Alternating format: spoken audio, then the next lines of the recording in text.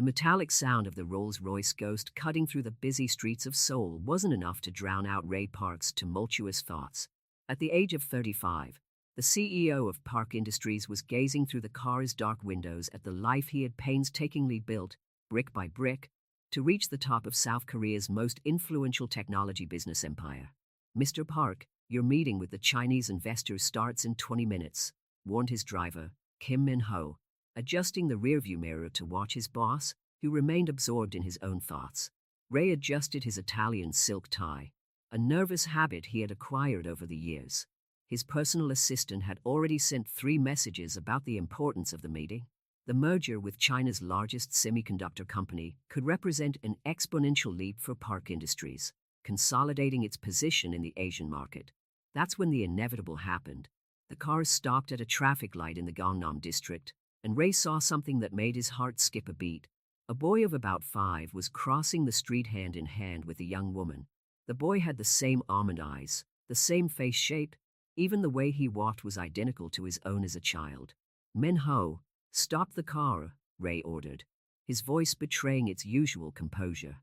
"But sir, the meeting, I said stop the car." His voice was firmer this time, making the driver obey promptly. Ray got out of the vehicle, ignoring the curious stares of the pedestrians who recognized his figure from the business magazines. His steps were automatic, guided by a force he couldn't explain. The woman and the boy had entered a small, family-run cafe. The doorbell jingled as Ray entered the establishment.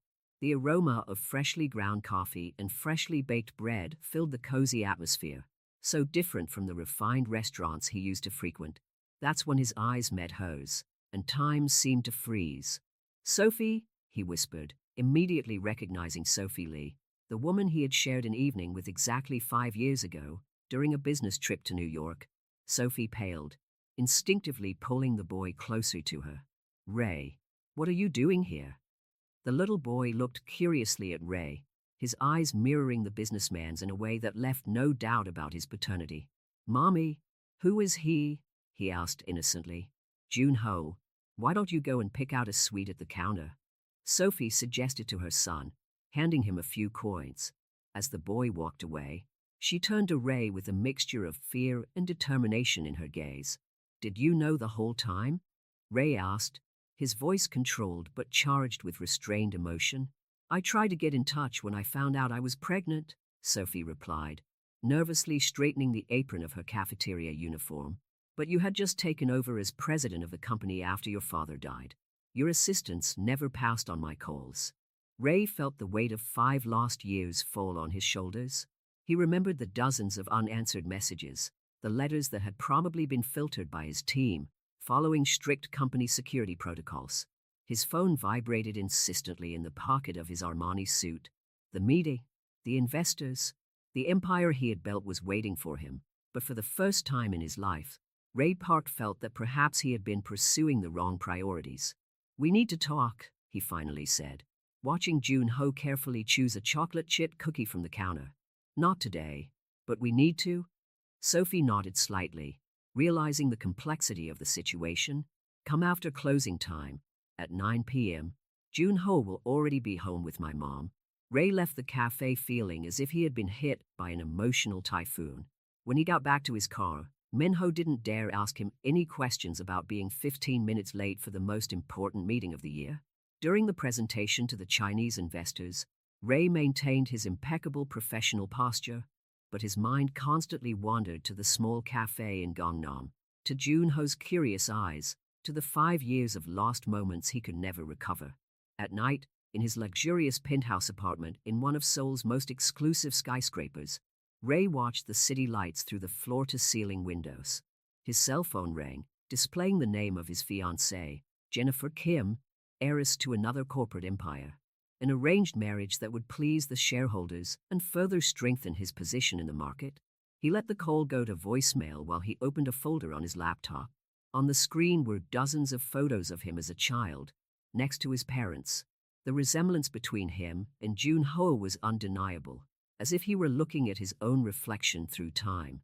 The clock struck 20:30 when Ray picked up the keys to his personal car, an unusual act for someone who always had a driver at his disposal. As he drove through the now quieter streets of Seoul, he knew he was about to embark on a journey that would change his life forever. The small coffee shop, with its modest facade and worn sign, held more than just coffee and sweets. It held the chance for Ray Park to discover that there is a crucial difference between building an empire and building a life.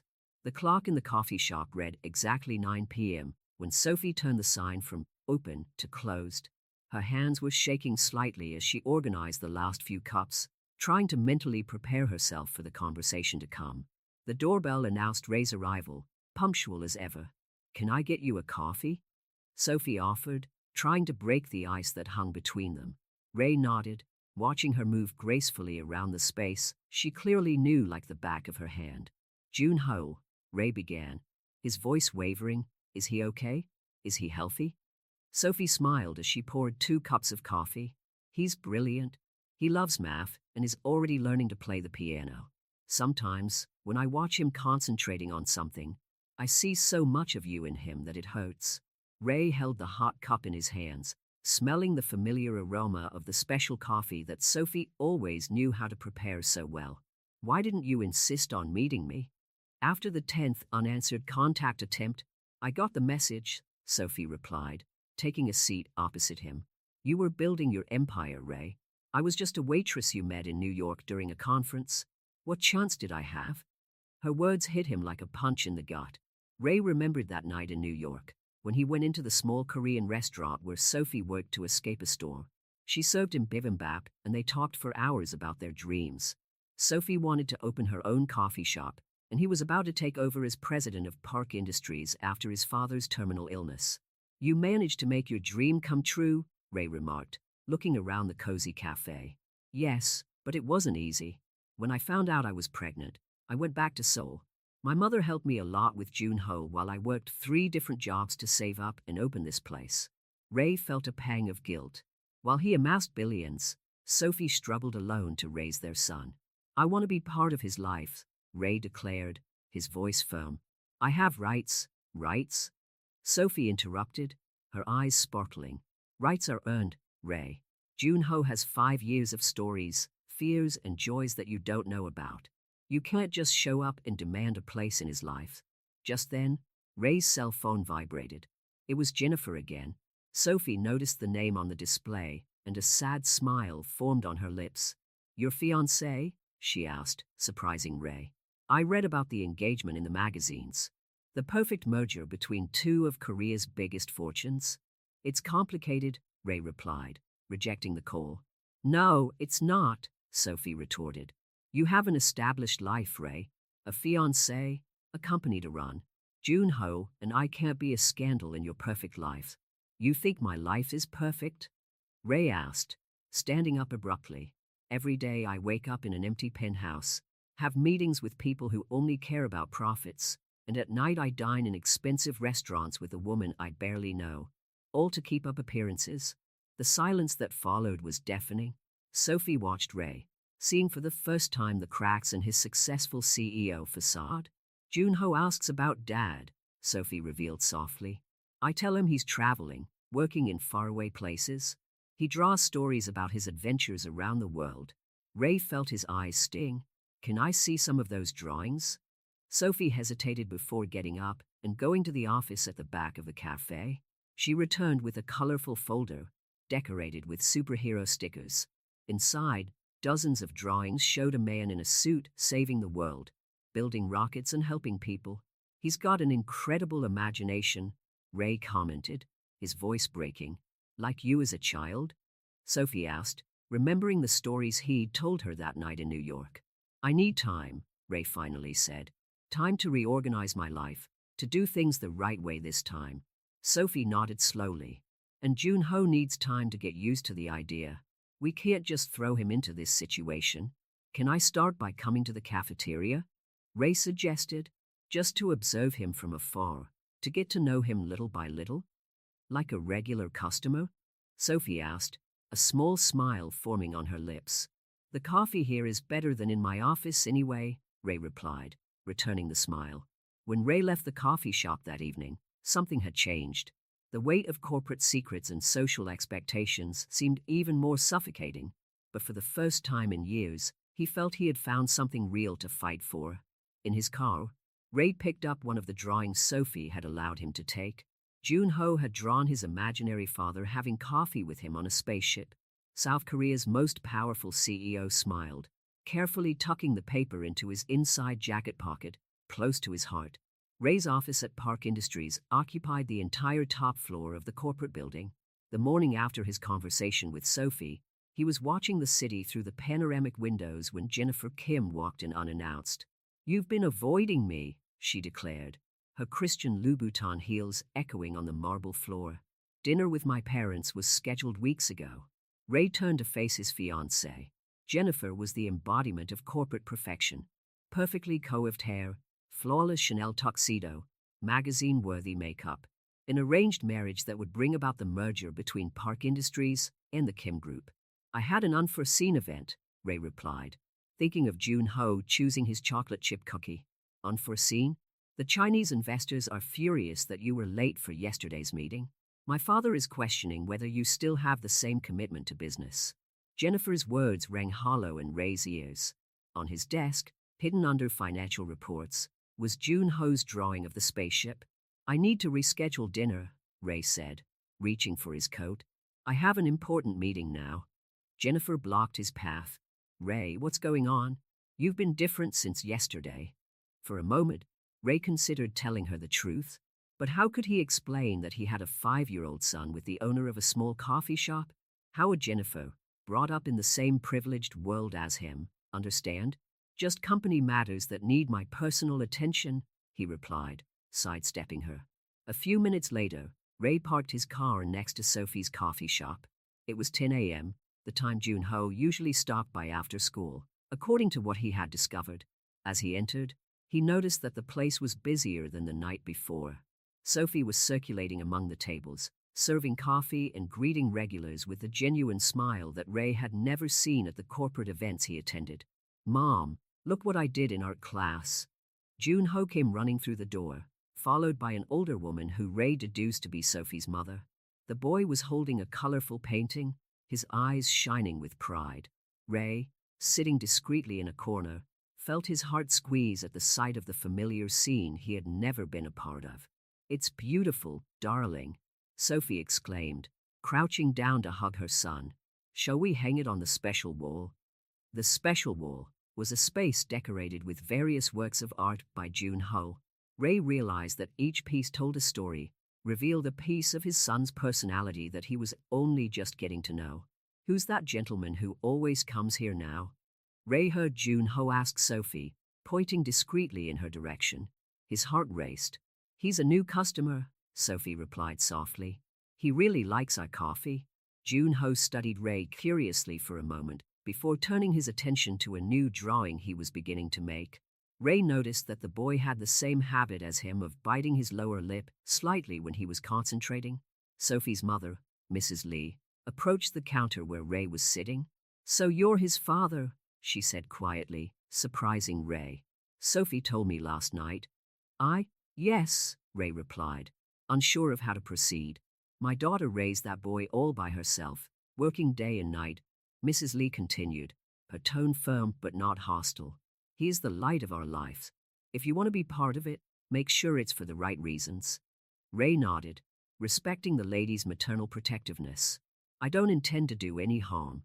I just want to get to know him, to be part of his life." "What about his fiancée? What about his company? Jun-ho doesn't deserve to be a shameful secret." Mrs. Lee's words hit Ray like a slap. She was right. As long as he kept Jun-ho a secret, he would be repeating the same mistakes of the past. That afternoon, Ray canceled all his meetings and stayed in the cafeteria, discreetly watching Jun-ho's every move. The boy helped Sophie clear the tables, chatted animatedly with the regulars, and occasionally cast curious glances in their direction. As the sun began to set, Ray realized that he had spent hours there, ignoring the dozens of missed calls from Jennifer and her executives.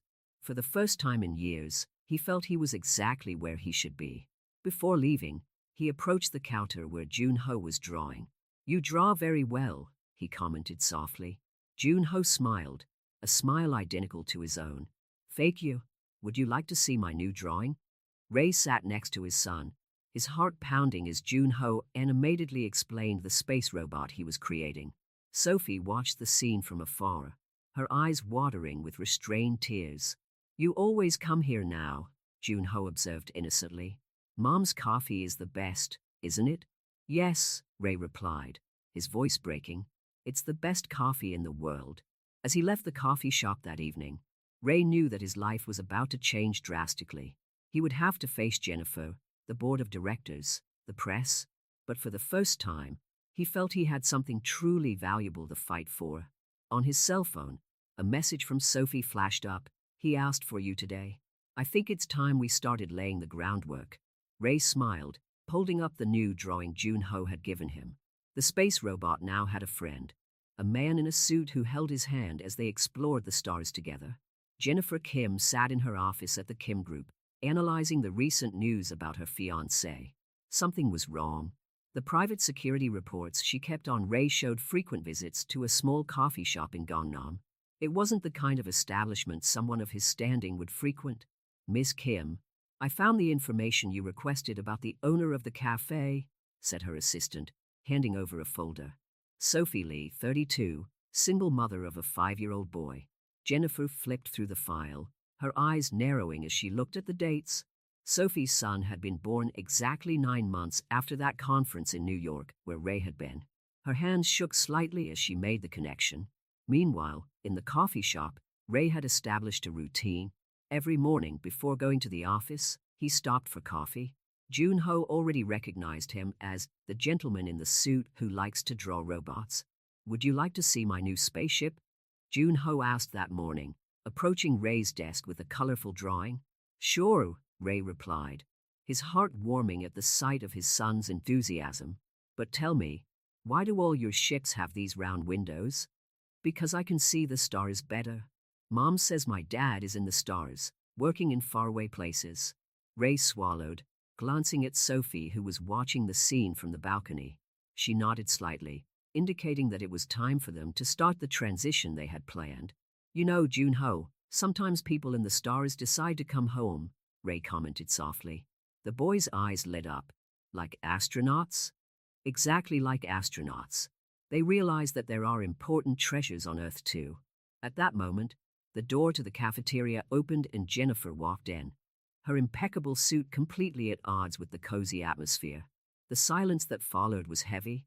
"So that's it," Jennifer declared, her eyes alternating between Ray and Jun-ho. "A bastard son you've been hiding all these years?" Sophie quickly approached Jun-ho. "Honey, how about going to help Grandma in the kitchen?" But before the boy could move, Jennifer continued, "The board of directors will be thrilled to know that the mighty Ray Park has an illegitimate son with a waitress."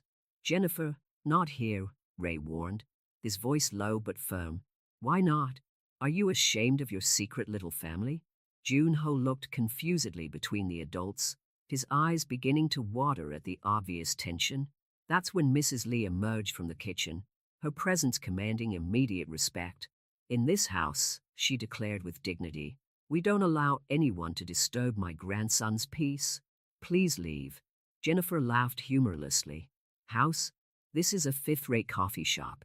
A coffee shop that has more human warmth than all your empty skyscrapers," Ray interjected, standing up. "Jun-ho isn't a bastard, he's my son. And Sophie isn't a waitress. She's an extraordinary woman who raised our son on her own, while I was too busy counting money." Jun-ho, who hadn't left yet, widened his eyes. You're my father?" The silence that followed was deafening. This wasn't how Ray had planned to tell his son the truth, but circumstances had forced his hand. "Yes, Jun-ho," Ray replied, kneeling down so that he was at the boy's height. "I'm the one you draw in your space stories." Silent tears streamed down Sophie's face as she watched father and son look at each other for the first time with the truth between them. Jennifer, realizing that she had lost control of the situation, spun on her heels and left the cafe. "What took you so long to come back from the stars?" Jun-ho asked, his small voice laden with 5 years of waiting. "Because I was a fool who didn't know what was really important," Ray answered honestly. "But now I know." Mrs. Lee gently led the remaining customers out of the cafe, turning the sign to closed. That moment belonged only to the family.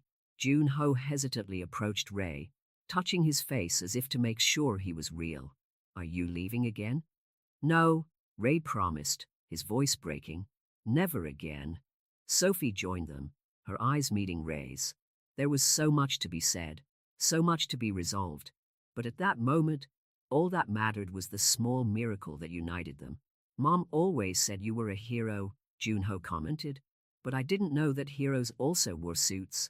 Ray laughed through his tears, pulling both Jun-ho and Sophie into a hug.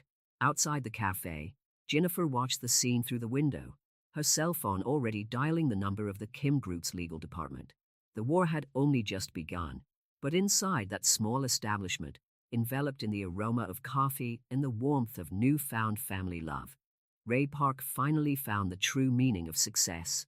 It wasn't measured in shares or contracts, but in the arms of his son and the smile of the woman he had never stopped loving. The news of Ray Park's secret son exploded like a bomb in Seoul's business circles.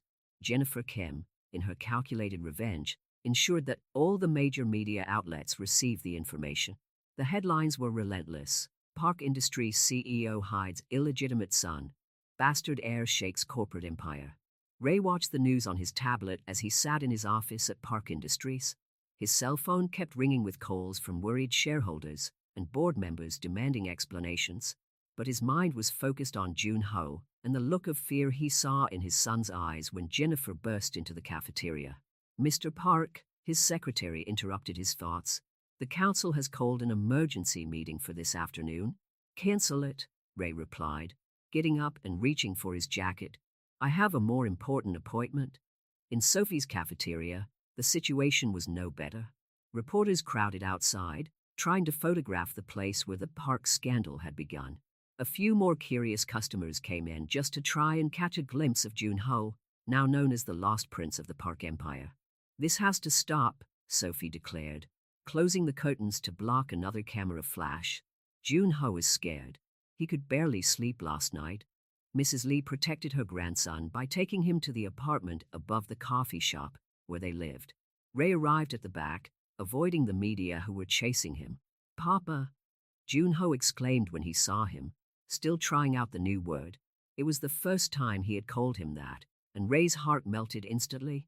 Hey, little astronaut, Ray smiled, crouching down to hug his son. How are you? Why are there so many people taking pictures? Grandma said I can't go to school today. Ray exchanged a worried glance with Sophie. The situation was affecting the boys' routine, something they both wanted to avoid at all costs. I have an idea, Ray said, picking up his phone. After a few quick calls, he turned to Sophie and Jun-ho. How about we spend a few days in Jeju?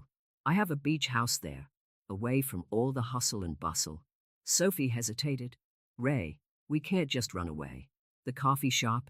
I can't take care of everything here, Mrs. Lee interjected. Jun-ho needs peace now, and you three need time to adjust as a family. The word family echoed in the room. That was who they were now, even if the outside world wanted to turn their story into a corporate scandal. 2 hours later, Ray's private jet took off for Jeju. Jun-ho was fascinated by his first plane trip, his face glued to the window as he watched Seoul disappear beneath the clouds. Look, Mom, we're in the stars now, he exclaimed excitedly. Sophie smiled, but Ray noticed the tension in her shoulders. Is everything all right? He asked softly. It's changing very quickly, she confessed. A week ago, it was just me and Jun-ho in our little cafe. Now we're on a private jet, running away from the paparazzi. I'm sorry about all this, Ray began, but Sophie interrupted him. Don't apologize. Jun-ho deserves to meet his father, even if the timing wasn't ideal. When they landed on Jeju, the sun was beginning to set, painting the sky in shades of orange and pink. Ray's house, a modern glass and wood construction overlooking the ocean, impressed even Sophie. Jun-ho immediately ran to the beach, closely followed by his worried parents. The waves broke gently on the sand, and for the first time since the truth came out, they felt at peace. Can we build a sand rocket? Jun-ho asked, already starting to dig. Ray and Sophie joined him, and soon they were all covered in sand, laughing as they tried to shape the most elaborate spaceship Jun-ho had ever imagined. You know, Junho commented as he decorated the rocket with shells. I've always drawn my dad in the stars, but I like him better here on Earth. The boy's simple and sincere words brought tears to both parents' eyes. Ray realized that all his business successes seemed insignificant compared to this moment on the beach with his son. Later, after Junho had fallen asleep exhausted in his new room, Ray and Sophie sat on the balcony, the sound of the waves filling the silence between them. What happens now? Sophie asked, watching the stars. I'm going to call a press conference when we get back, Ray replied.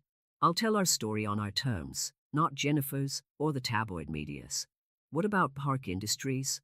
The company will survive, and if it doesn't, I'll build something new, something that Junho can be proud of one day. Sophie studied Ray's face, noticing how he had changed since that first night in New York. The ambitious young man she had met had turned into a devoted father, willing to risk everything for his son. You know, she said softly, Junho isn't the only one who draws you in the stars. I too used to imagine what it would be like if you had been part of our lives from the beginning. Ray took her hand, intertwining their fingers. I can't change the past, Sophie, but I can promise to do better from now on. As the ocean continued its eternal movement under Jeju's starry sky, three hearts began to learn the true meaning of family. And back in Seoul, although the scandal continued to unfold, the most important truth had already been revealed. Sometimes the greatest treasures are not found in boardrooms, but in the simple moments shared on the sand of a beach. The flight back to Seoul carried a different weight. During the 5 days in Jeju, Ray, Sophie, and Junho had built a bubble of happiness away from the media chaos. Now, as the plane cut through the clouds towards the capital, reality awaited them with its sharp claws. Papa, can we go back to the beach tomorrow? Junho asked, still sleepy on Sophie's lap. Ray exchanged a meaningful glance with her before replying, Soon, little astronaut. But first I need to sort out some important things in Seoul. The important things began as soon as they landed. Ray's cell phone exploded with notifications. The Kim Group had officially cancelled all contracts with Park Industries, causing a significant drop in the company's shares. Jennifer had given an exclusive interview to the country's largest broadcaster, painting herself as the betrayed bride and questioning Ray's ability to lead a corporation when he couldn't even control his personal life. Mr. Park, his assistant, met him at the airport. The board requires your immediate presence. They're voting on your staying on as CEO. Sophie shook Ray's hand. Go on. Junho and I will take a cab home. No, Ray replied firmly. We'll face this together, as a family. The Park Industries headquarters was buzzing with activity as Ray entered, Sophie and Junho by his side. Employees stopped to watch, some with curiosity, others with judgment in their eyes. Junho clung tighter to his father's hand, feeling the tension in the air. In the boardroom, 12 serious faces awaited him. The chairman of the board, Mr. Khan, a man who had worked with Ray's father for decades, was the first to speak. Ray, you've put the whole company at risk with this scandal. Scandal? Ray replied, his voice calm but firm. Is having a child a scandal? Is loving a woman a scandal? That's not the point. Another advisor intervened. You hid crucial information that could affect the company. Investors are nervous, shares have plummeted, and you think this is my 5-year-old son's fault? Ray asked, his voice rising slightly. Or is it the fault of the Kim Group, which is using my personal life as an excuse for corporate retaliation? Sophie, who stood silently with Junho in the corner of the room, watched the scene with a mixture of pride and concern. This was a side of Ray she had never seen before. The born leader, the man who had built an empire. Gentlemen, Ray continued, walking to the center of the room. My father built this company from scratch, just as he built every relationship we have today. He taught me that business is about trust, not manipulation. The Kim Group is trying to destabilize us not because I have a son, but because I'm the only thing standing between them and control of the Asian technology market. A murmur of agreement ran through the room. Ray was touching on a sensitive point, the growing fear of the Kim Group's influence in the sector. What about Miss Kim? Asked Mr. Khan. Marriage would have consolidated our position. Marriage would have turned us into puppets. Ray cut in. Jennifer was already moving pieces on the board even before this alleged scandal. How many of you have received discreet offers from the Kim Group in recent weeks? The silence that followed was revealing. Jun-ho, who had remained quiet until then, let go of Sophie's hand and walked over to Ray. "Papa," he called, tugging on the sleeve of Ray's suit. "Are you sad?" The innocent question broke the tension in the room. Ray crouched down to his son, momentarily ignoring the executives watching them. "No, little astronaut.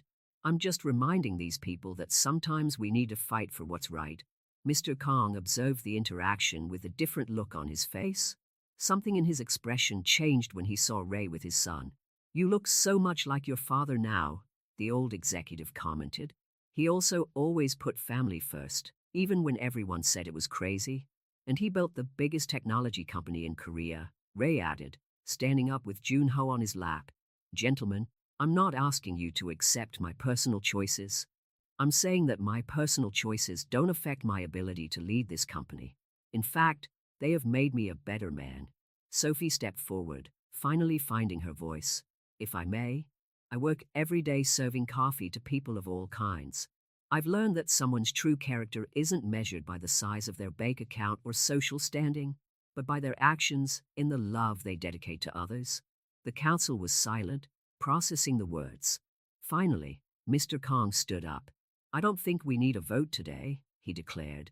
"Ray Park will continue as CEO, with my full support.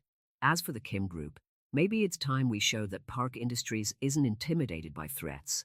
As they left the boardroom, Ray held Jun-ho with one arm and Sophie with the other. Employees watched them, but now with a new kind of respect in their eyes.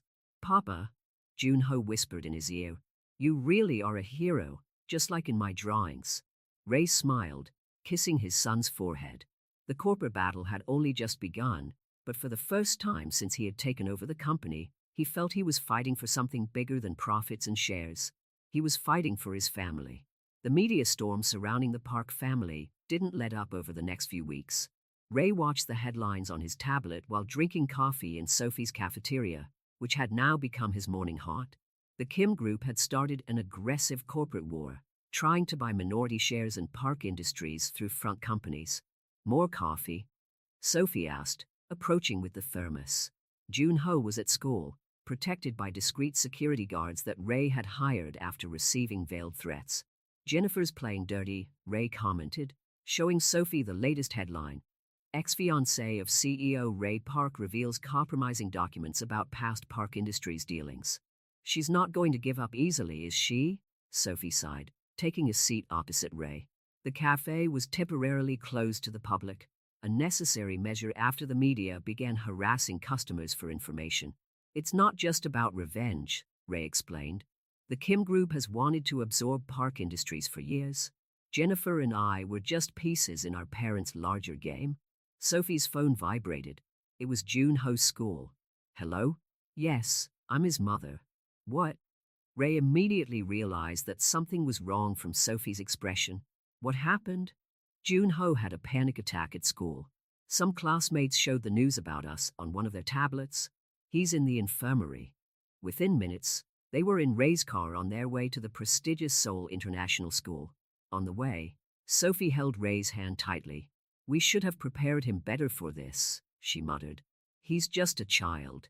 "We couldn't have predicted that other children would be so cruel," Ray replied, his voice laden with guilt. At school, they found Jun-ho curled up on a chair in the infirmary, his eyes red from crying. When he saw his parents, he ran into Sophie's arms. "They said I'm a bastard," Jun-ho sobbed. "They said the Pope is only with us because he feels sorry for us." Ray felt his heart break. He knelt down beside his son, gently turning his little face to face him. "Jun-ho, look at me. Do you know why I come to have coffee with you and your mother every day?" The boy sniffled, shaking his head negatively. "Because you're the best part of my day. I'm not here out of pity or obligation. I'm here because I finally found what really matters in life." The school principal, Mrs. Park, no relation to Ray, entered the infirmary at that moment. "Mr. Park, Ms. Lee, I'm deeply sorry about what happened. The parents of the students involved have already been notified." "It's not enough," Ray declared, standing up. "My son shouldn't have to suffer because of adults' power games." Sophie touched his arm gently. Ray, no, Sophie. No more hiding. Turning to Junho, Ray continued, son, how about we show the world who we really are? Junho's eyes widened with curiosity. How? I'm going to give an interview, not to talk about business or scandals, but to tell our story. The true story of how a man lost in the stars found his way back home thanks to a little astronaut and his amazing mother. Sophie hesitated. Are you sure? The media can distort everything. Then we'll do it our way, Ray smiled. Junho, remember that YouTube channel you love? The one that makes documentaries about space? The boy nodded, his face beginning to light up. The presenter is a friend of mine from college. How about we tell him our story? 3 days later, the Parkley family gathered in the studio of Cosmic Chronicles, one of Korea's most respected science channels. Jae, the presenter, had prepared a special set replicating the solar system. Comfortable? Jae asked Junho in English, adjusting the boy's microphone. Junho loved practicing English and dreamed of becoming an international astronaut. Yes, he replied excitedly, his eyes shining as he saw the miniature planets revolving around them. The interview flowed naturally. Ray talked about the night in New York, how he got lost in his ambition, and the magical moment when he first saw Junho crossing the street. Sophie talked about the years of raising Junho alone, about her coffee shop, and about how she never allowed her son to lose hope. But it was Junho who stole the show, showing his drawings and explaining how he imagined his father traveling through space. Now he's back home, he declared simply, and we're building sand rockets together. The video went viral in a matter of hours. The honest and moving story of a family finding its way touched millions of hearts. Messages of support flooded social media, and even some Park Industries shareholders publicly expressed their support for Ray. Back in the cafeteria that evening, as Junho slept exhausted on the office sofa, Ray and Sophie watched the positive comments on the video. Do you think we did the right thing? Sophie asked, leaning on Ray's shoulder. For once, we told our story on our terms, he replied, kissing her forehead softly. Junho deserves to grow up knowing that there's no shame in our family, only love. Ray's phone rang. It was Mr. Khan. The stock went up 15% after the video, the old executive informed him. And 3 of the Kim Group's main investors have just come to us wanting to switch sides.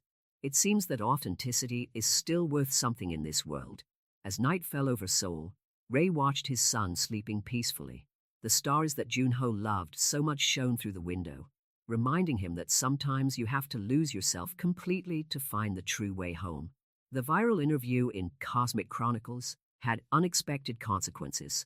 As Park Industries shares stabilized, Sophie's coffee shop became an impromptu tourist spot. Fans of the video showed up daily, hoping to catch a glimpse of the family that had conquered the internet. Mom, look, they made fan art of my drawings, Junho exclaimed, showing his tablet. Artists had digitally recreated their space robots, turning children's doodles into impressive professional illustrations. Sophie smiled, but Ray noticed the concern in her eyes. The sudden exposure was affecting her quiet routine. The small cafe could barely cope with the influx of people, and some old customers were starting to complain about the change of environment. We need to talk, Ray told Sophie when Junho left for school. About the future? I've been thinking about that too, Sophie replied, pouring coffee into 2 cups. The coffee shop can't go on like this. It's not fair on our regular customers, who have been coming here for years. I have a proposal, Ray began, cautiously.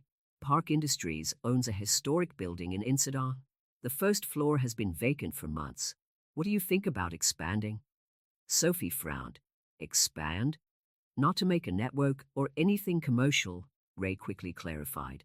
What a bigger space, where we can keep the essence of this place and still accommodate the changes in our lives. Before Sophie could reply, Jennifer Kim walked through the door, ignoring the closed sign. Her expression was different from last time, less hostile, more resigned. We need to talk, she said, looking directly at Sophie. Just the 2 of us. Ray stood up, protective, but Sophie touched his arm. It's all right. Can you give us a moment? Reluctantly, Ray left for the back office, staying close enough to intervene if necessary. Your video ruined years of corporate planning, Jennifer began, taking a seat. But it also made me realize something. Sophie waited, keeping a neutral expression as she poured coffee for the unexpected visitor. I've never seen Ray smile like that, Jennifer continued.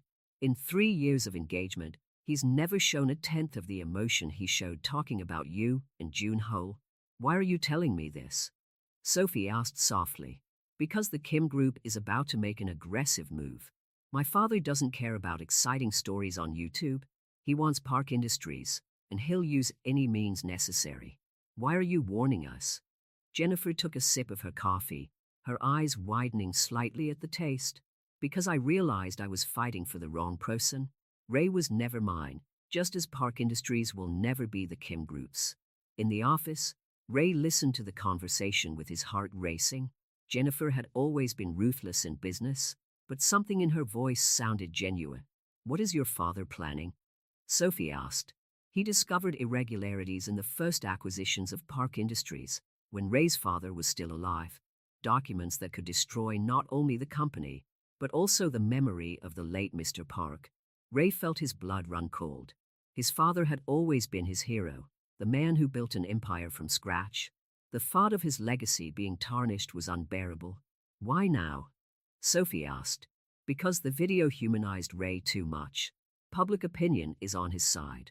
My father needs to destroy that image, to make people doubt not just the businessman, but the man. Sophie absorbed the information in silence, her gaze wandering to the photos of Jun-ho on the wall.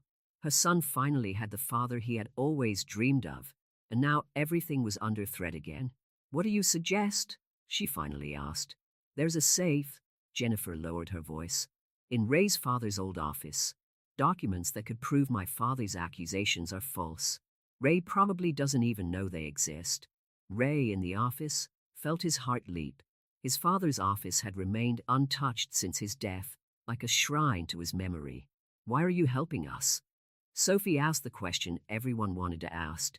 Jennifer stood up, straightening her impeccable suit.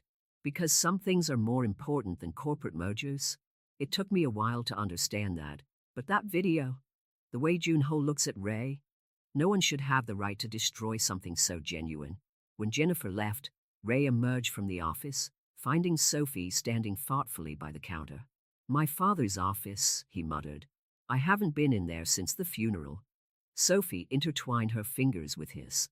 Maybe it's time to face this ghost. Not just for the documents, but for yourself. Ray nodded, knowing that Sophie was right. His father's office held more than documents. It held memories, secrets, and, perhaps, the answers he had always been looking for. I'll pick Jun-ho up from school, Sophie said softly. You need this time alone. As Sophie left, Ray picked up his phone and called his secretary. Prepare access to my father's old office. I'll need a few hours there today. The battle for Park Industries had turned into something bigger. A fight for the truth, for memory, and for the future Ray wanted to build with his newfound family.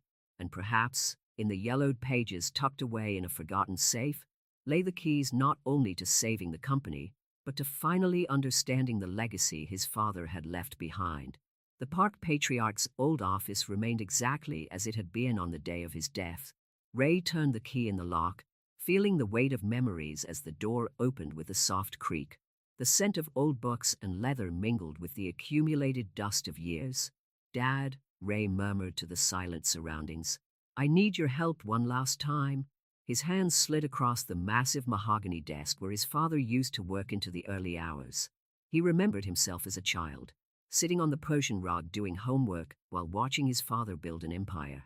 The safe mentioned by Jennifer must have been there, somewhere.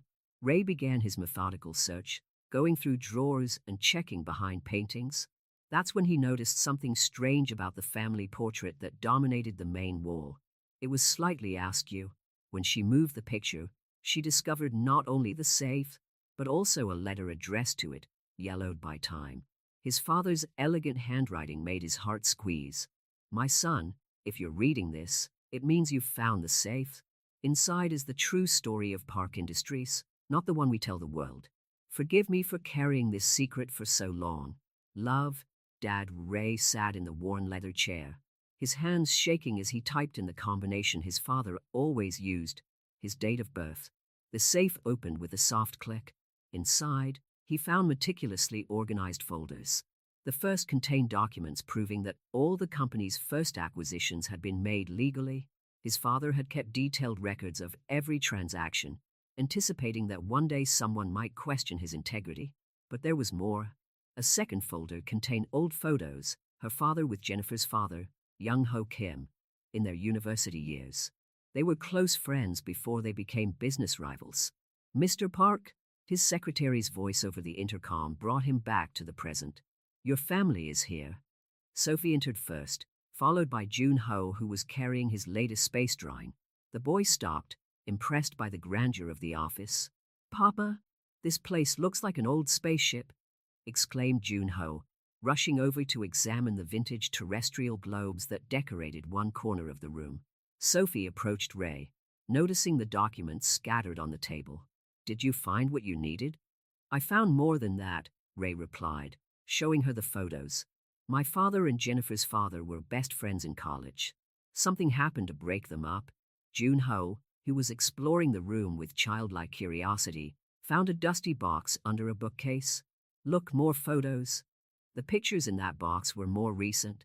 Ray recognized one in particular, him at the age of 5, the same age as Jun Ho now, sitting on his father's lap during a company Christmas party. "You're identical," Sophie commented, comparing the old photo with Jun Ho, who was now snuggled in Ray's lap, just like in the picture. "Papa, why don't you ever come here?" Jun Ho asked innocently. Ray hugged his son tighter.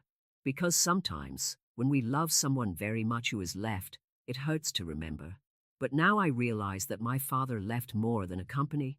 He left lessons about family, honor, and truth." Sophie examined the documents in the safes. "Is that enough to stop Mr. Kim?" "It's not just about the documents," Ray replied. "It's about breaking this cycle of rivalry that started decades ago. Jun Ho taught me that there are more important things than corporate pride." Just then, his phone vibrated. It was Jennifer again. "Ray, my dad found out I visited the coffee shop. He's coming to Seoul on the first flight out of Shanghai." Ray looked at his family, then at the photo of his father. An idea began to form in his mind. "Jennifer, you said that your father and my father were friends. What happened between them?" There was a long silence on the other end of the line before Jennifer replied, "My father never talked about it. But there's an old box in the attic of our house in Shanghai.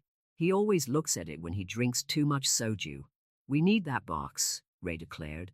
"And we need your father to see something when he gets to Seoul."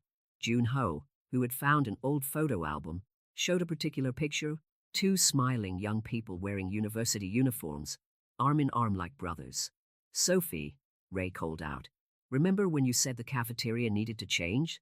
What if, instead of just expanding, we turn the place into something that brings people together?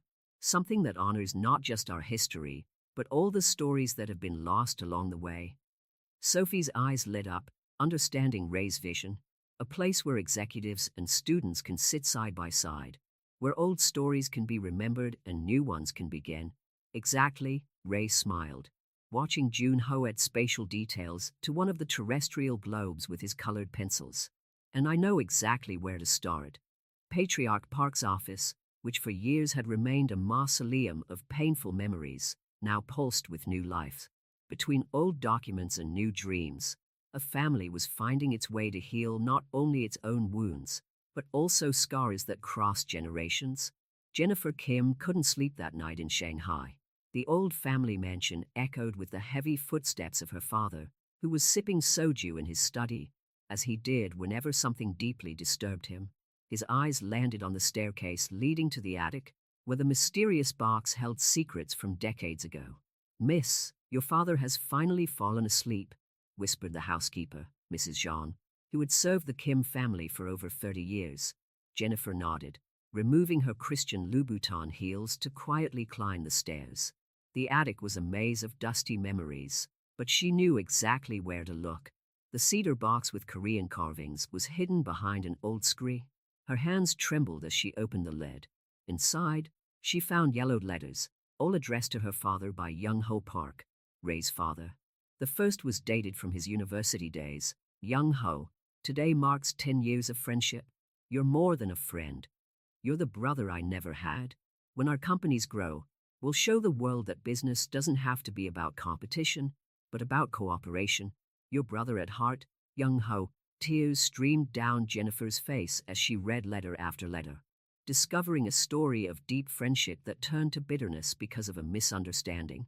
The last letter, never sent, was from Ray's father shortly before his death. Young Ho, after all these years, I finally understand. You thought I had betrayed your trust in that takeover, but the truth was in the documents I tried to show you. Now it's too late for me, but not for our children. Don't let Ray and Jennifer carry the weight of our rivalry. Missing my brother from the heart, Young Ho. Jennifer's cell phone vibrated. It was Ray. I found something you need to see, they both said simultaneously. In Seoul, Ray was transforming his father's old office into a temporary workspace. Sophie had brought coffee and sweets from the cafeteria, while Jun-ho played with the terrestrial globes, now decorated with his own space enhancements. Papa, can we make a space coffee? Jun-ho asked, his eyes sparkling with ideas. With chocolate planets and marshmallow stars. Ray exchanged a meaningful glance with Sophie. Actually, son, we were thinking of something even more special. A place where all the stories can meet. Sophie unrolled the architectural plans of the building in Incident. The first floor will have the main cafe, keeping the essence of our little cafe. But the second floor, will it be a museum? Jennifer added, entering the room with the cedar box in her arms. Her eyes were red from crying. Jun-ho, who still had memories of the last time Jennifer had appeared, instinctively approached Sophie, but something in the woman's expression was different. I found the cards, Jennifer said, placing the box on the table. And you? Ray nodded, showing her the documents from the safes. Our parents were best friends. Something happened, a takeover in 1995, Jennifer added. My father thought that yours had manipulated information to get the purchase of a company that you both wanted. But the truth? It was here all along, Ray concluded, showing the documents that proved the legitimacy of the transaction. Your father never wanted to listen to my explanations. Sophie, who was watching the scene in silence, finally spoke up. So why not turn the new space into a place of reconciliation? Not just a cafe or a museum, but a cultural center where stories like this can be shared and healed. Jun-ho, who had approached the cedar box curiously, picked up an old photograph. In it, two smiling young men were wearing university uniforms, posing in front of an old coffee shop. That coffee shop, Jennifer murmured, looking more closely at the photo. It's the same building in Incident. The circle is closing, Ray smiled, hugging Jun-ho. Maybe it's time to turn rivalries into partnerships, just like our parents dreamed of in the beginning. Sophie started making notes in her notebook. We can keep the vintage charm of the original cafe on the first floor, but add modern elements. On the second floor, a space for exhibitions about the stories of Korean families, their struggles and reconciliations. And on the terrace, Jun-ho added excitedly, a star garden with telescopes to see real planets. Jennifer observed the family interaction with a new eye. The pain of rejection was beginning to give way to something different, understanding, perhaps even peace. My father is arriving tomorrow, she informed him. Maybe it's time he got to know the true legacy of your old friendship. Ray picked up his phone, dialing a familiar number. Mr. Kong, I need you to organize a special meeting tomorrow. Not at the Park Industries office, but somewhere more meaningful. As night fell over Seoul, for generations of stories intertwined in that office. Jun-ho fell asleep on the leather sofa, his latest space drawing still in his hands. This time it showed a coffee shop floating among the stars, where all the planets could meet to drink coffee together. The morning arrived with a mixture of apprehension and hope.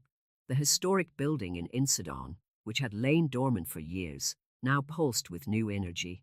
Ray had spent the night organizing the space for the decisive meeting, transforming the first floor into a replica of the old coffee shop where his father and Young Ho Kim had shared so many moments of friendship.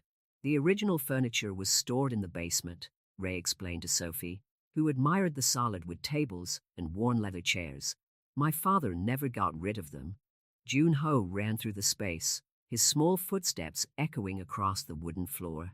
Papa, look what I found, he exclaimed, holding up a dusty old menu. The menu, handwritten in elegant calligraphy, listed drinks and dishes that told the story of a simpler time. Jennifer arrived shortly after, carrying not only the cedar box with the letters, but also photo albums and newspaper clippings documenting the friendship between the Park and Kim patriarchs. Her hands trembled slightly as she organized the materials on one of the old tables. "My father is on his way to the airport," she informed him, her voice betraying nervousness. "He doesn't know where he's coming. He thinks we're going to have an emergency meeting about the hostile takeover." Sophie, who had brought her coffee equipment, began to prepare the drink using the special recipe that had made her small establishment famous. The rich aroma filled the room, mingling with the memories imbued in the centuries-old walls. "Jun-ho," Ray called out to his son. "Remember that story you drew about the astronaut who lost his best friend in space?" The boy nodded, his eyes shining with recognition. "Yes, they fought over a shiny meteorite, but then they discovered they could share." "Exactly," Ray smiled, amazed at his son's innocent wisdom. "Sometimes adults also fight over things they could share." The sound of firm footsteps in the hallway announced the arrival of Young-ho Kim. The businessman, imposing in his Italian suit, stopped abruptly when he recognized the place. His normally impassive face showed a mixture of emotions that even Jennifer had never seen before. "What is this?" he asked, his voice hoarse. "Why here?" "Dad," Jennifer approached gently, "there's something you need to see." Young-ho looked around with watery eyes, his fingers lightly touching the wooden counter where, decades ago, he had planned his future with his best friend. That's when he noticed Jun-ho, who was watching him curiously. "That boy," he murmured, immediately recognizing the features that were so similar to the young Young-ho Park he had met at university. "Mr. Kim," Ray stepped forward, "my father left something for you." Sophie poured coffee for everyone from old cups found with the furniture. The familiar aroma seemed to transport Young-ho Kim to another time, when life was simpler and dreams were shared over steaming cups of coffee. "These documents," Ray continued, presenting the evidence of the 1995 takeover, "show that my father never cheated on him. He tried to explain, but you wouldn't listen."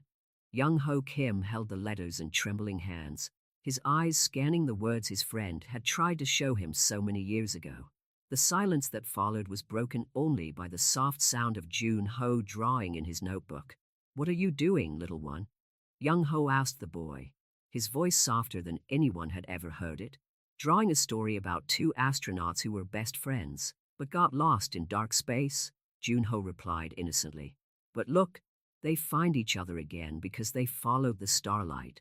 Young-ho Kim picked up the drawing, her tears finally falling as she recognized the simple but profound message in the children's art. Jennifer approached her father, putting her hand on his shoulder in a gesture of support rarely shared between them. "Young-ho tried to tell me," Young-ho finally said. "The last time we saw each other, at the hospital, he tried to explain, but I was so consumed with anger that I didn't want to listen." "It's never too late to fix mistakes," Sophie commented softly, pouring more coffee. "Sometimes we just need a fresh start." Ray then revealed the plans for the building. A cafe on the first floor that would honor the friendship of the two patriarchs, a cultural center on the second floor to share stories of reconciliation, and an observatory on the rooftop where people could reconnect under the same stars. "What do you think, Mr. Kim?" Ray asked. "Instead of fighting over companies, we could build something together, like our parents dreamed of in the beginning." Young-ho Kim looked around, seeing not only the past in the old furniture, but also the future in the hopeful smile of his posh grandson and his daughter's determination to fix mistakes that weren't even her own. "Young-ho always had the best ideas," he finally said, a small smile forming on his lips. "And apparently, your son has inherited that." The news of the reconciliation between the Park and Kim families reverberated through Seoul's business circles like a silent earthquake. The design of the coffee shop in Insadong, now named Stars of Destiny, at Jun-ho's suggestion, was beginning to take shape under the joint supervision of Sophie and Jennifer. "The architects suggest keeping the historic facade," Jennifer explained, showing the plans to the others during a meeting in the temporary office, "but to modernize the interior with elements that represent both the past and the future." Young-ho Kim, who now visited the site daily for coffee and to watch Junho design, added, Young-ho always said that tradition and innovation should go together, like old friends. Junho, who had developed a special affection for Uncle Kim, as he had begun to call him, showed off his latest project, a giant mural for the main wall of the cafe, filled with astronauts, stars, and floating coffee cups. Each astronaut represents someone important, he explained excitedly. Look, Papa, that's you and Uncle Kim flying together like your parents used to. Ray watched the drawing with a lump in his throat. His son, without realizing it, had perfectly captured the essence of what they were trying to build. A place where stories met and cycles of hurt turned into new beginnings. Sophie, who was supervising the installation of the new coffee equipment, noticed a subtle change in Jennifer. Ray's ex-fiancée, once known for her cold and calculating attitude, now smiled more easily, especially when Junho shared his space stories. You know, Jennifer commented to Sophie during a pause, I always thought happiness was about having power, control, but seeing you together, I realize I was looking in all the wrong places. Mr. Khan, who remained a loyal advisor to Park Industries, presented an innovative proposal to transform part of the second floor into an incubation center for young entrepreneurs. Imagine, he explained, university students developing their projects in the same place where two of Korea's greatest entrepreneurs began their journey. It would be like closing a circle. The idea quickly gained momentum. Young-ho Kim offered his expertise and technology, while Ray would contribute his management experience. Sophie would be responsible for maintaining the welcoming essence of the space, ensuring that the corporate environment didn't suffocate the human warmth that characterized her original cafe. But the terrace will still be my observatory, right? Junho asked anxiously, fearing that his astronomical plans would be forgotten. Of course it will, little astronaut, Ray assured him, affectionately ruffling his son's hair. In fact, I have a surprise for you. That evening, after sunset, Ray gathered everyone on the terrace. A professional astronomer had set up several state-of-the-art telescopes, and a giant digital screen showed a real-time map of the night sky. Wow, Junho exclaimed, running from telescope to telescope. Now I can see the astronauts for real. Sophie watched the scene with tears in her eyes, remembering all the nights Junho had asked to see the stars from the small window of her old apartment. Ray hugged her from behind, whispering in her ear, Thank you for never letting him lose hope. Young-ho Kim approached the couple, his countenance softer than usual. Young-ho would love that. He always said that the best ideas came when he looked at the stars. Jennifer, who was watching Junho animatedly explain the constellations to some visitors, felt a peace she had never experienced before. Her phone buzzed with a notification from a leading business magazine, wanting an interview about the surprising partnership between the Park and Kim families. It's not about business rivalry anymore, she replied to the journalist. It's about honoring the past and building a better future. Mrs. Lee, who had kept the old cafe running during the transition, finally visited the new space. Her tears of pride at seeing the empire her daughter was helping to build said more than words. Grandma, Junho called, pulling her by the hand. Come and see Jupiter. It has many moons, just like our family has many people now. The innocent comment perfectly captured the transformation that had taken place.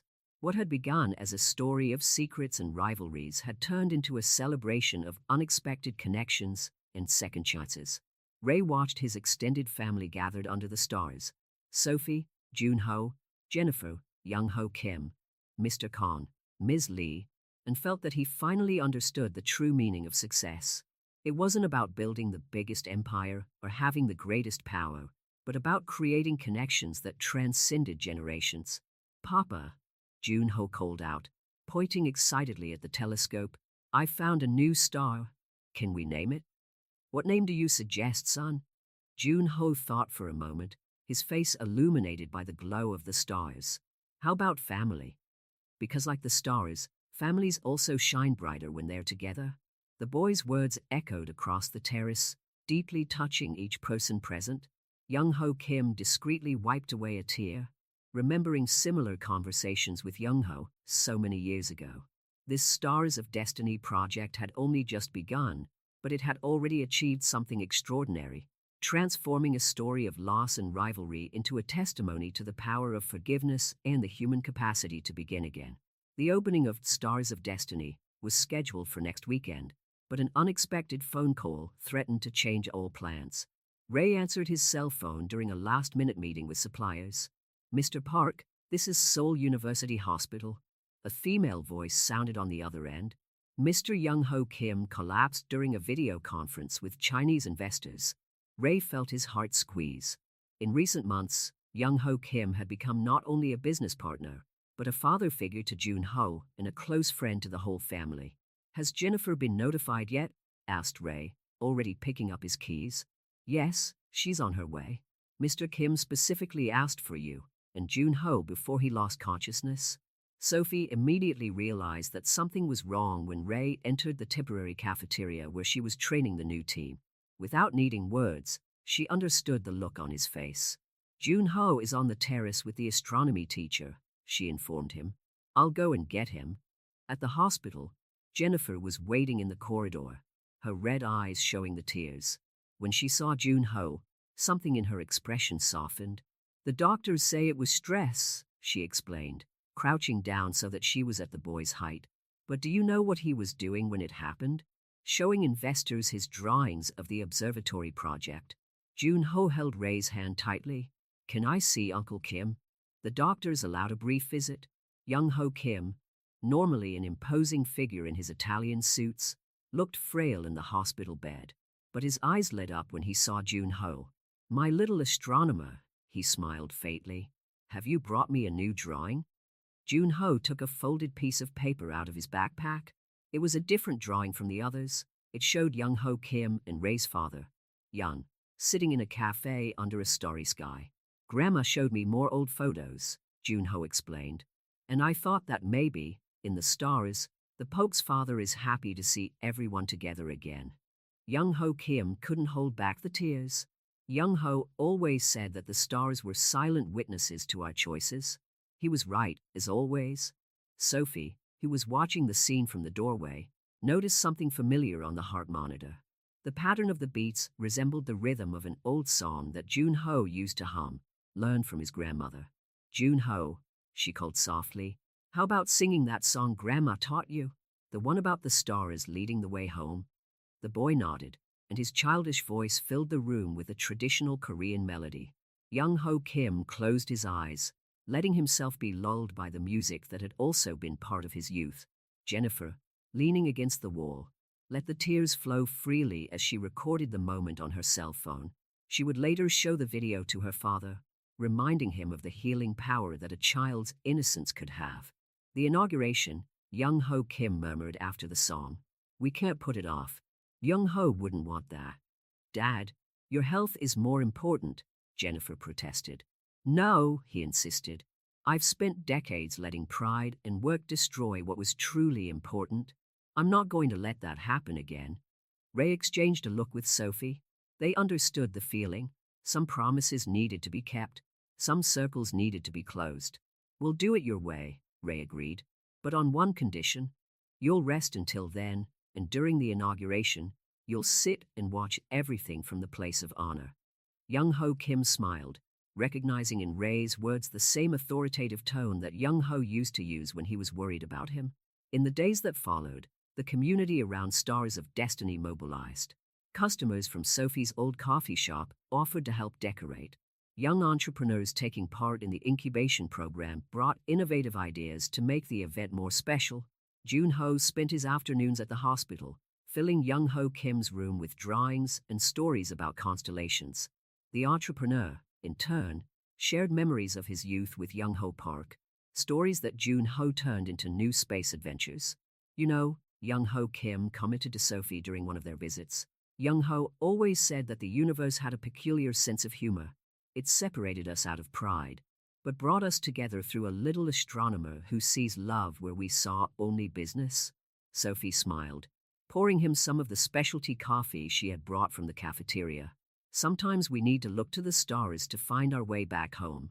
The phrase, simple but profound, perfectly captured the journey they had all been on.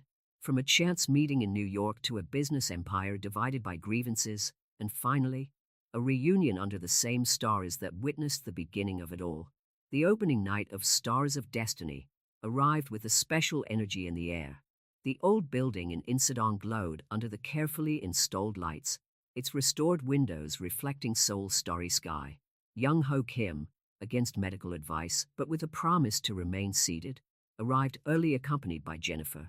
"It's just like old times," he commented, running his fingers over the polished wood of the counter. Young Ho would be proud. Jun Ho was running around, wearing a small personalized suit with little planets embroidered on the lapels, a gift from Jennifer. The boy had insisted on being the observatory's official guide during the inauguration. "Papa, the telescopes are all lined up," he exclaimed, pulling Ray by the sleeve. "And Grandma brought the star-shaped cookies." Sophie watched the scene from the cafeteria area, where she was putting the finishing touches to the decor. The walls displayed a harmonious mix of old photographs of the Park and Kim patriarchs and Jun Ho's space drawings, telling a story of friendship lost and found again through the generations. "The first guests are arriving," Jennifer announced, nervously adjusting her dress. The guest list was an interesting mix: executives from Asia's biggest companies, young entrepreneurs selected for the incubation program, loyal customers from Sophie's old coffee shop, and even a few carefully chosen reporters. Ray took to the small makeshift stage, his presence commanding immediate attention. Jun Ho rushed to stand next to him, holding his hand proudly. "A few weeks ago," Ray began, "this place was just an empty building carrying memories of the past. Today, thanks to a little astronaut who sees beyond appearances, it has become a symbol of a fresh start." Young Ho Kim, sitting in his chair of honor, discreetly wiped away a tear as Ray continued. "My father, Young Ho Park, and his best friend Young Ho Kim dreamed of a place where business and friendship could coexist. It took a generation and the innocence of a child to realize that dream." Sophie personally poured Young Ho Kim his first cup of coffee, using the special recipe that had made his small coffee shop famous. The familiar aroma brought a smile to the entrepreneur's lips. "It reminds me of that awful coffee Young Ho and I tried to make during study nights," he laughed, sharing the memory with Jennifer, who had never seen her father so at ease. The second floor of the building revealed the incubation center, where young entrepreneurs had already started setting up their projects. Among them, a startup developing technology to make astronomy more accessible to children was directly inspired by Jun Ho's drawings. "And now," Ray announced, "I'd like to call our junior astronomy director to officially open the observatory." Jun Ho climbed the steps to the terrace, followed by a procession of curious guests. Seoul's night sky, normally obscured by light pollution, seemed especially clear that evening. "Look," Jun Ho pointed excitedly at the main telescope. "That bright star is where Grandpa Young Ho and Uncle Kim used to plan their dreams." Young Ho Kim, who had been carefully carried up to the terrace, took Jun Ho's hand. "You know, little one, your grandfather always said that the best ideas come when we look beyond the obvious." Jennifer, observing the interaction, realized that her father had smiled more in recent weeks than in all the previous years combined. His illness seemed to have been a necessary wake-up call. Sophie approached Ray, entwining her fingers with his. "We did it," she whispered. "We turned a story of loss into something beautiful." The event continued into the night. On the first floor, old and new customers mingled, sharing stories about Sophie's old cafe and their own journeys of reconciliation. In the incubation center, ideas and dreams were beginning to take shape under the same roof that had witnessed the start of one of Korea's biggest business empires. Jun Ho, tireless in his role as guide, led groups of visitors around the observatory, explaining constellations with infectious enthusiasm. His innocence and passion reminded everyone that the purest dreams are often the most powerful. Near midnight, when most of the guests had left, the family remained gathered on the terrace. Young Ho Kim, wrapped in a blanket and refusing to leave, watched the sky with a peace he hadn't felt for a long time. "Young Ho," he murmured to the stars, "your grandson has taught us what we try to teach the world in business, that the greatest fortunes are those we share." Ray, Sophie, Jennifer, and Jun Ho remained silent, each absorbing the profound meaning of that moment. Stars of Destiny wasn't just a renovated building or a business venture. It was a testament to the power of forgiveness, childhood innocence, and the human capacity to rebuild long-burned bridges. Papa, Junho called out softly, can we do this every night? What, son? Ray asked. Stay together looking at the stars. That way they'll never feel lonely, like Grandpa Young Ho and Uncle Kim did for so long. The boys' simple words captured the essence of everything they had built. Stars of Destiny was more than a place. It was a promise that, no matter how long it takes, there is always a way back home, guided by the light of the stars and the love of those who never give up on us.